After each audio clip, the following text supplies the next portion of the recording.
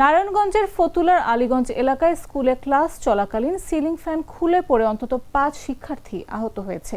বুধবার বেলা 11:30টার দিকে আলীগঞ্জ সরকারি প্রাথমিক বিদ্যালয়ের ২য় শ্রেণীর ক্লাসরুমে এই দুর্ঘটনা ঘটে।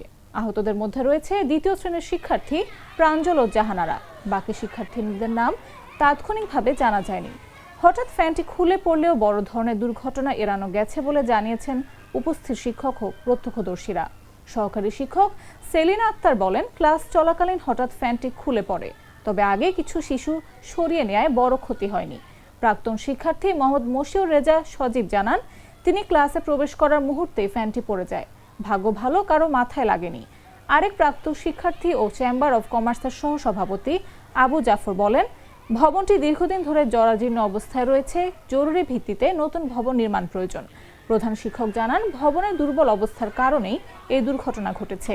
জেলা প্রাথমিক শিক্ষা অফিসার বিষয়টি খতিয়ে দেখার আশ্বাস দিয়েছেন।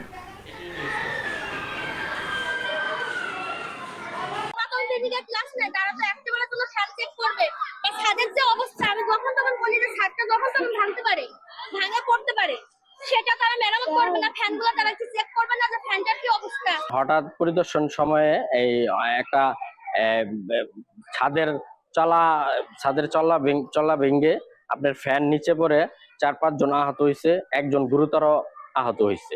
দ্বিতীয় পিরিয়ডে গণিত শাখায় টিচার ছিল সেলিনা আক্তার। যথারীতি উনি গণিত ক্লাস করাচ্ছিল। ঠিক এই সময়ে উনি একটু আগেই উঠে গিয়ে, এটা আল্লাহরই হুকুম হয়তো বা হবে, উনি উঠে গিয়ে একটু বেঞ্চটা সরিয়ে দিয়েছিল যে তোমরা একটু বেঞ্চটা সাইড করে বসো। সাইড করে সরিয়ে দেওয়াতে আল্লাহর রহমত যে আমার এখানে বড় ধরনের কোনো দুর্ঘটনা ঘটে নাই। তিনজনকে তুলে বললাম যে তুমি বেঞ্চটা এরকম এক পাশে নিয়ে আসছো কেন, বেঞ্চটা চাপাইয়া তুমি বসো, সুন্দর করে বসো। তো ও এরকম ভাবে বসছে, বসার পর বললাম যে তুমি কিন্তু এখান থেকে নড়বা না, এইভাবেই বসবা, বেঞ্চটা এই করবা না। তো আসার পরে আমি যখন আবার পাঠ শুরু করলাম, তখনই আর কি একদম ফ্যানটা পড়লো ছুটে। অত্যন্ত একটা মর্মান্তিক ঘটনা। একটা স্কুলের একটি ফ্যান পড়ে 4-5টা বাচ্চা আহত হয়। এর মধ্যে একটা ছেলে খুবই ইনজুর্ড হয়, যার 4টা। সব সমস্যার সমাধান হবে এই সস্তা কেবল বদলে বিজলি কেবলস লাগালে। বিজলি কেবল, নিরাপদ আজীবন।